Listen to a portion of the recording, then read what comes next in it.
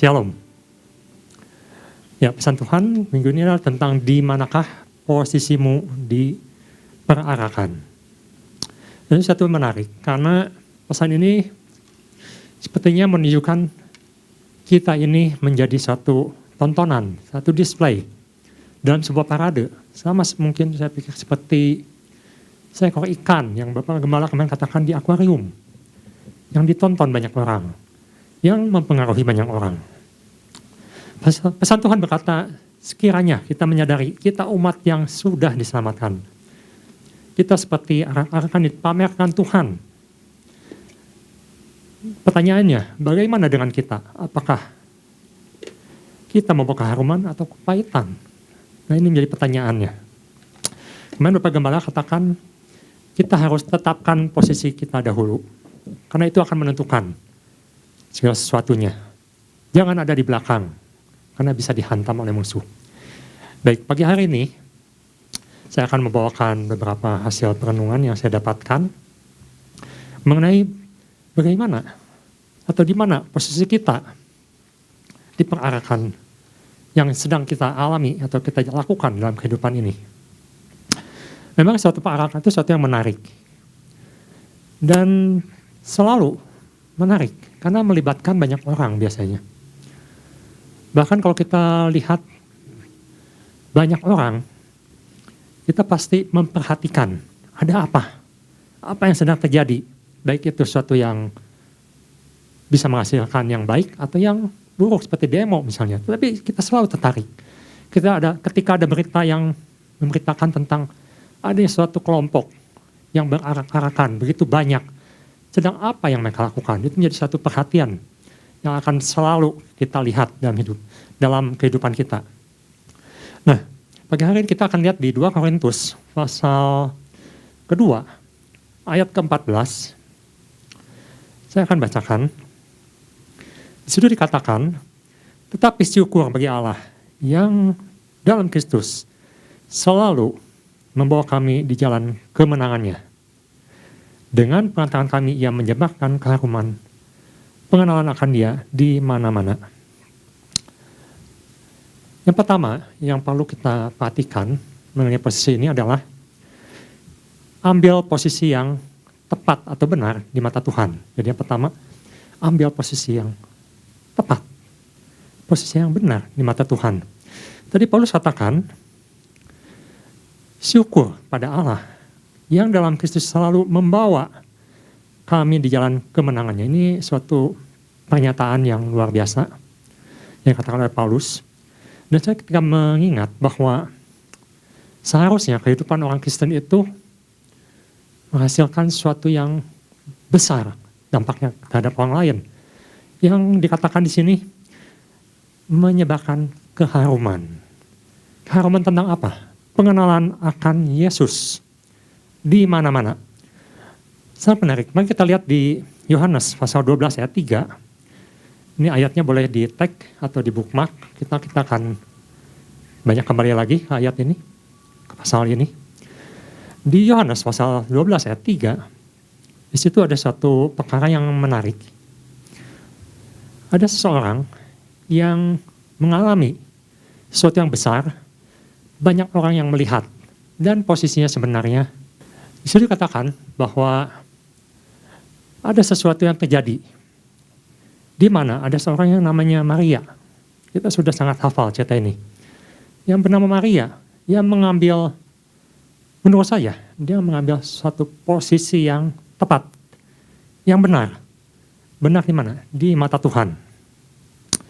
Ketika Maria memutuskan untuk diam di kaki Yesus, dan dia menuangkan minyak nawastu yang mahal itu, maka di situ dikatakan di ayat yang terakhir disebutkan bau minyak semerbak di seluruh rumah itu. Dengan kata lain, apa yang Maria lakukan adalah membawa keharuman di seluruh ruangan itu. Ini sama dengan yang Paulus katakan bahwa kita harus menyebarkan keharuman, harus membawa keharuman. Keharuman tentang apa? Tentang Yesus. Apa yang Maria lakukan ini menjadi sesuatu yang sangat menarik karena efeknya atau dampaknya luar biasa. Kenapa saya katakan luar biasa?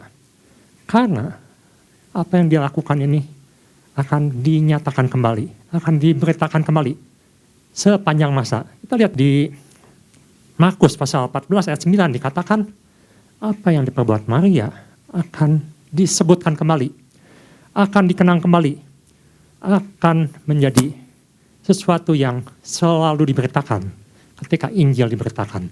Nah, di sini katakan sesungguhnya di mana saja, di semua tempat, bukan cuma di ruangannya waktu itu, di tempat rumah Simon, ketika Maria menuangkan minyak narwastu, maka di mana saja Injil diberitakan di seluruh dunia.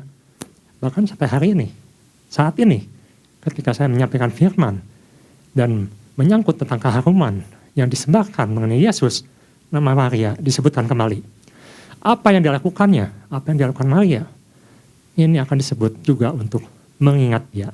Dengan kata lain, Maria sudah mengambil posisi yang tepat dalam hidupnya.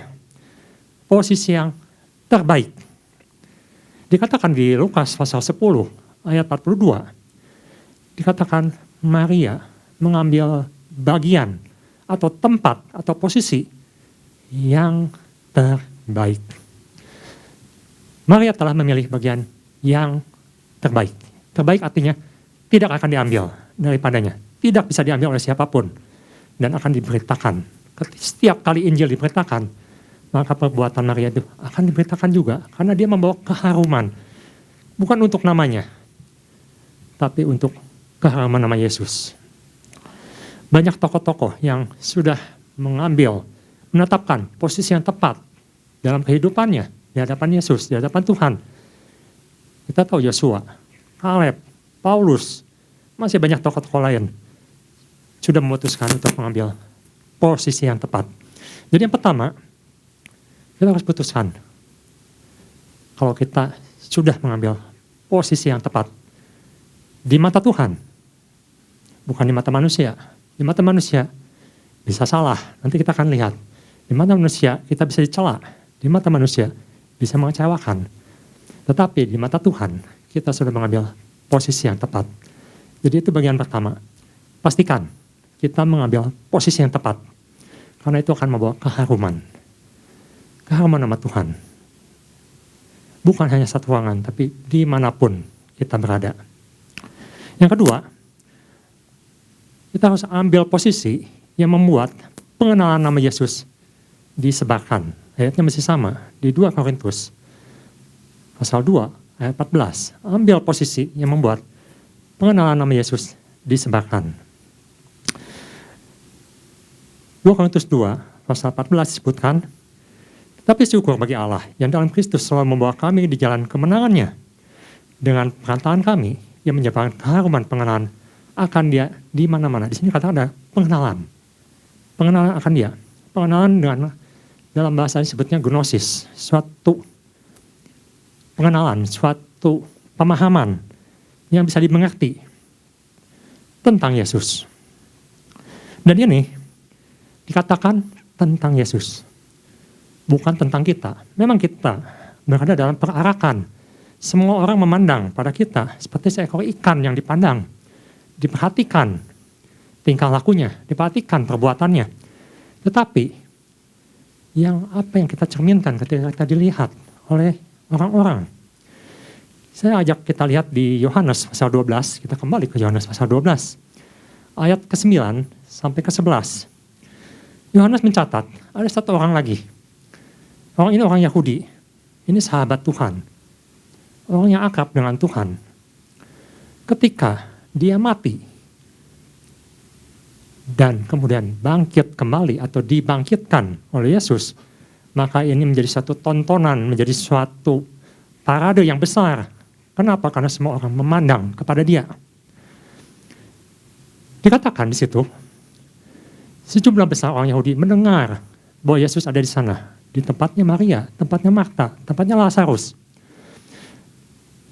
Dan di sini katakan, mereka datang bukan hanya karena Yesus, bukan hanya karena Yesus, melainkan juga untuk melihat Lazarus. Ya, siapa Lazarus? Orang yang tadinya mati dan dibangkitkan. Semua orang ingin melihat apa yang terjadi. Semua orang ingin mendengar dari orang yang sudah mati dan bangkit kembali. Kita sering mendengar atau ada orang bersaksi, dia pernah mati, bangkit kembali. Tapi yang ingin saya tekankan di sini adalah apa yang diperbuat oleh Lazarus ketika dia mengambil posisi sebagai orang yang ditonton banyak orang. Apakah dia membesarkan dirinya sendiri dengan mengatakan saya sudah mati dan hidup kembali. Dia menjadi tenar, dia menjadi banyak follower, dia masukkan medsos, dia banyak penghasilan dari situ. Apakah itu motifnya yang Lazarus lakukan?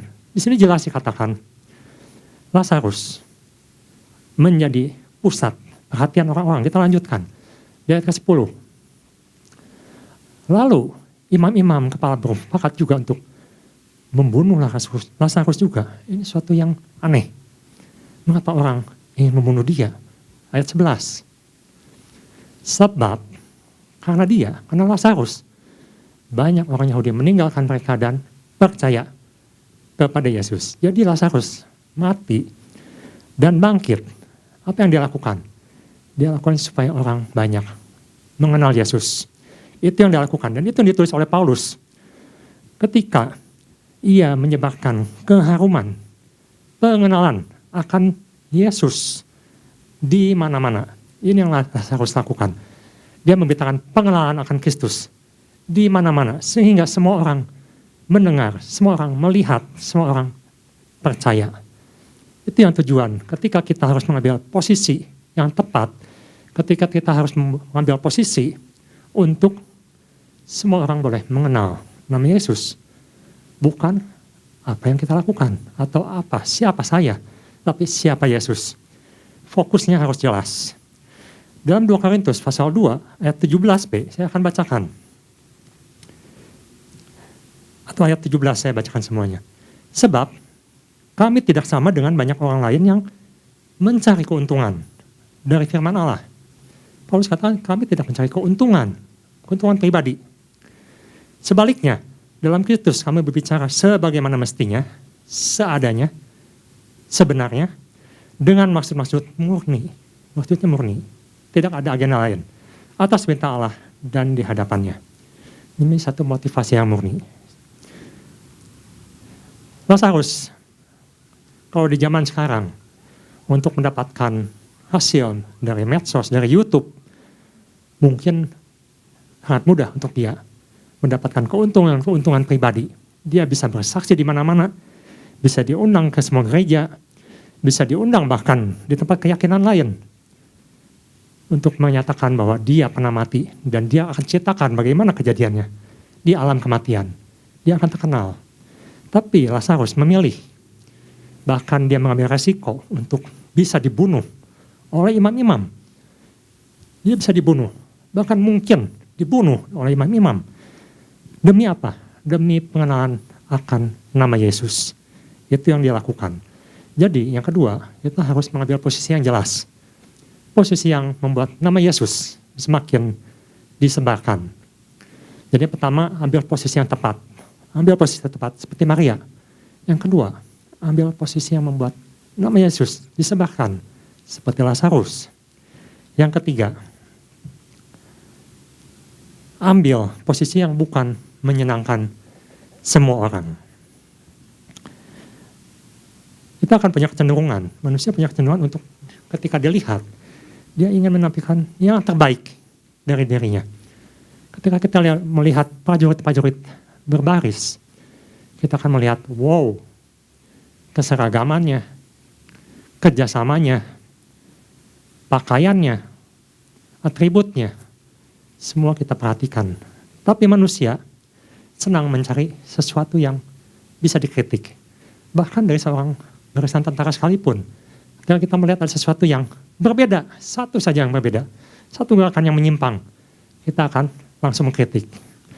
Manusia senang melihat sesuatu yang bisa dicela. Yang ketiga, kita harus ambil posisi yang bukan untuk menyenangkan semua orang. Kita balik ke Yohanes pasal 12. Tentang Maria. Apa yang dilakukan Maria? Maria mengambil tempat di kaki Yesus. Apakah Maria menyenangkan semua orang? Coba kita lihat. Simon, pemilik rumah, mencela dia. Dia katakan orang ini tidak tahu malu, tidak tahu siapa dia. Yudas mencela dia. Membuang-buang uang percuma, yang mahal dibuang-buang. Bahkan Marta, saudaranya, mencela dia. Tidak tahu diri, semua sedang sibuk. Dia senang-senang di situ sendiri. Maria mengambil posisi yang tepat, tapi posisi yang tepat bukan berarti menyenangkan semua orang. Kalau kita dalam pelayanan ingin menyenangkan semua orang, itu kita akan berakhir seperti Marta. Marta, fokusnya adalah menyenangkan semua orang. Dia ingin berikan yang terbaik, bukan salah. Bukan salah, tetapi fokusnya, dia ingin menyenangkan semua orang. Dia ingin menyediakan makanan yang terbaik untuk Yesus, sangat luar biasa. Dia ingin menyiapkan yang terbaik untuk Yesus, sangat luar biasa. Tetapi jika fokus itu yang menjadi yang utama, atau kita sering mendengar bonusnya yang dipentingkan bukan oknumnya, bukan Tuhannya, tetapi berkatnya yang difokuskan, menjadi salah. Kita menjadi salah di hadapan Tuhan. Kita lihat sini, Marta.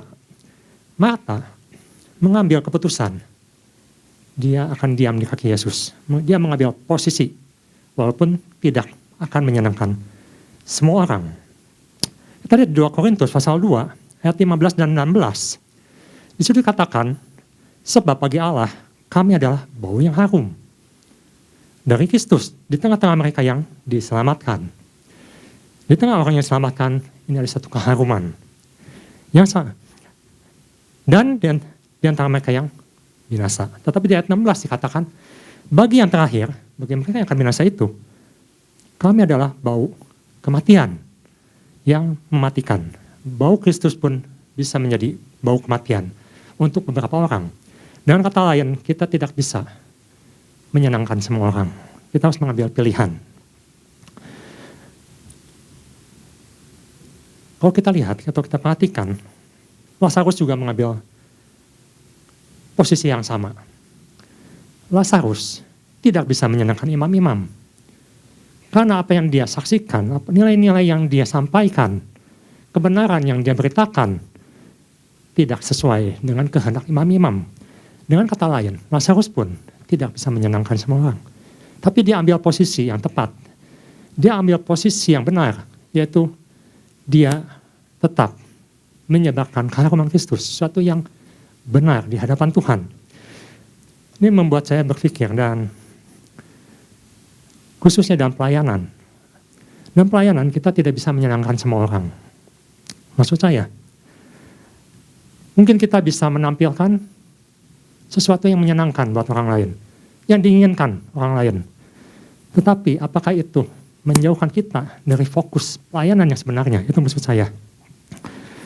Dalam sebuah teori atau sebuah komik, dulu, atau mungkin sekarang masih ada sebuah komik, bentuknya komik strip, namanya itu Dilbert Principle.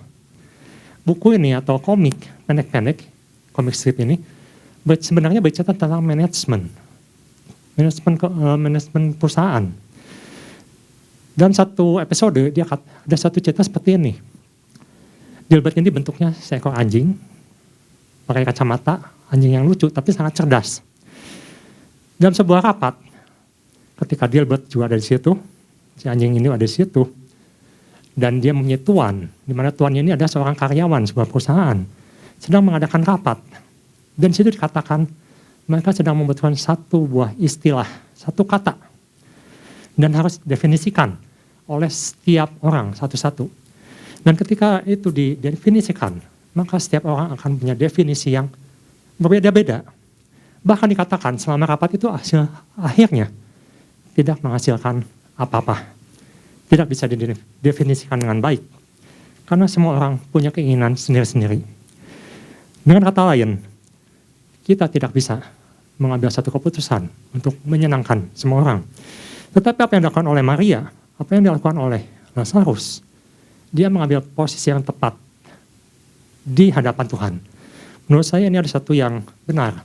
Ketika kita mengambil satu posisi yang tepat di mata Tuhan dalam pelayanan kita, maka kita tidak usah menjadi terbebani dalam pelayanan. Karena kita satu kuk dengan Yesus. Kita hanya berjalan dengan Yesus. Mungkin sebagian orang akan menyetujui, sebagian orang akan mencela, sebagian orang akan mengkritik.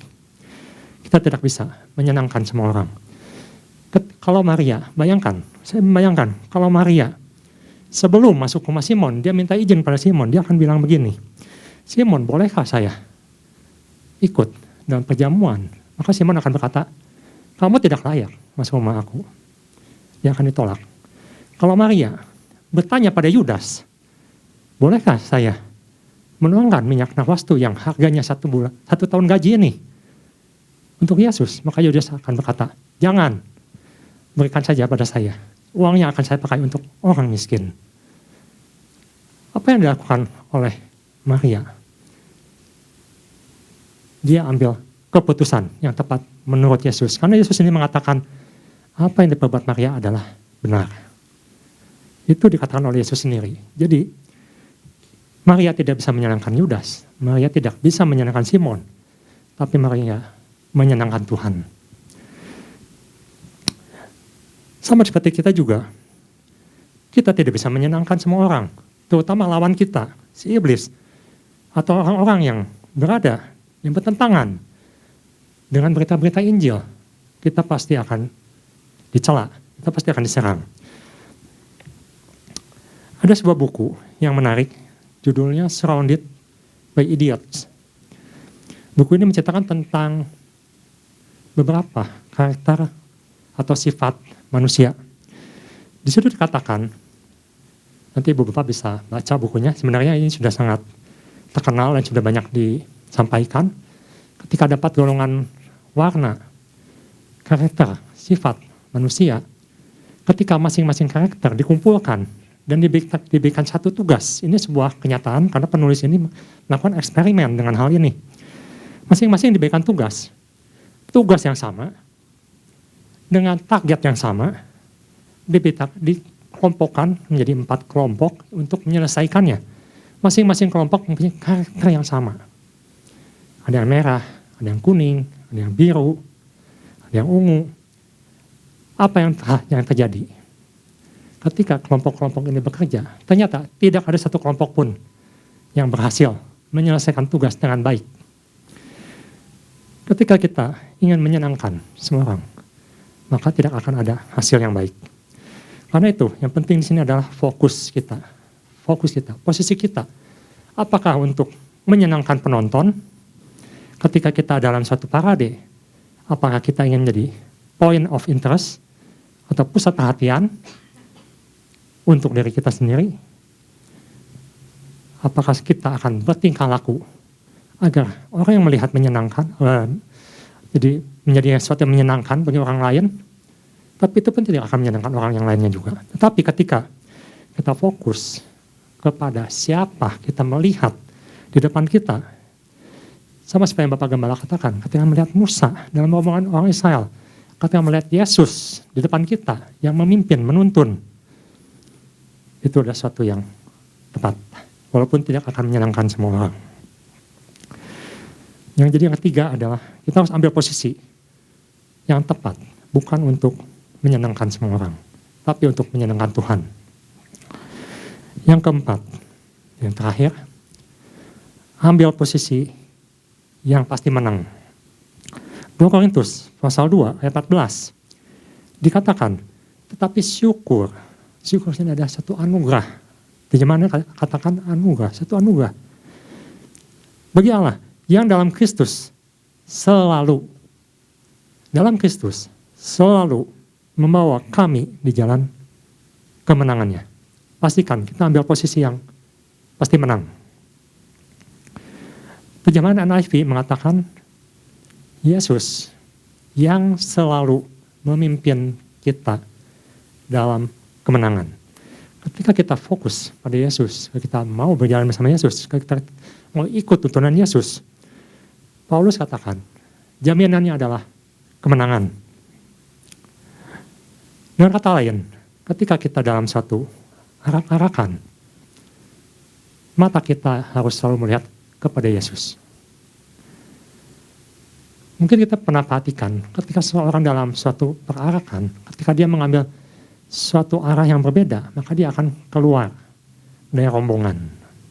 Dia akan keluar dari rombongan. Dia akan menyimpang dari rombongan itu. Mungkin pemimpin rombongan itu sedang menuju ke kota A. Karena dia menyimpang, dia bisa nyampe di kota B. Saya pernah lihat ada suatu parade atau pertandingan sepeda. Ketika semua orang beriringan naik sepeda, dan di situ menuju sebuah bundaran. Dan kita semua rombongan berjalan ke arah kiri, memutari bundaran itu, ada satu orang yang naik sepeda memutuskan untuk keluar dari rombongan. Dia keluar, dia ke kanan. Walaupun tujuannya mungkin menyatu kembali, karena itu bentuknya bundaran.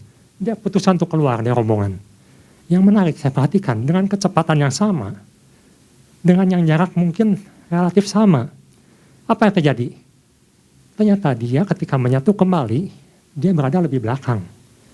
Dia berada lebih belakang dari posisi awal dia. Ini suatu yang menarik, ketika dia memutuskan untuk menyimpang, dan kembali lagi, ternyata dia mundur, bukan maju, bukan lebih cepat. Mungkin hidup kita sama seperti itu. Kita coba keluar dari jalan Tuhan. Kita coba keluar dari fokus kita pada Tuhan, dengan harapan kita akan lebih cepat, lebih berhasil. Tetapi Paulus jelas katakan, kemenangan itu ketika seseorang berada di jalan Tuhan. Karena yang membawa kemenangan itu adalah Yesus. Ini yang keempat. Mari kita lihat di Ibrani 12 pasal kedua. Di situ katakan, Ibrani 12 ayat 2, di situ katakan kita ini disaksikan oleh banyak saksi. Seperti awan, banyak sekali yang melihat kita. Tetapi yang kita harus lakukan adalah ketika kita melakukan pertandingan, berarak-arakan, Paulus sangat jelas mengatakan, atau di sini kita penulis Ibrani dengan jelas mengatakan, marilah kita melakukannya dengan mata yang tertuju kepada Yesus yang memimpin kita dalam iman. Jadi kita harus jelas posisi kita melihat kepada siapa. Kita harus melihat pada pemimpin kita, yaitu Yesus sendiri, yang akan memberikan, atau dikatakan selalu memberikan kemenangan. Jadi pastikan posisi kita selalu menang. Kalau kita keluar, dipastikan kita kalah. Jadi keempat hal ini yang bisa saya bagikan di pagi hari ini. Yang pertama, mari kita ambil posisi yang tepat. Tepat di mata Tuhan, bukan di mata manusia, tepat di mata Tuhan. Yang kedua, ambil posisi yang membuat pengenalan nama Kristus semakin harum, semakin disebarkan. Yang ketiga, ambil posisi yang bukan untuk menyenangkan semua orang, tapi menyenangkan Tuhan. Dan yang ambil keempat, kita pastikan, kita ambil posisi yang pasti Tuhan berikan kemenangan. Dan kiranya Tuhan Yesus memberkati.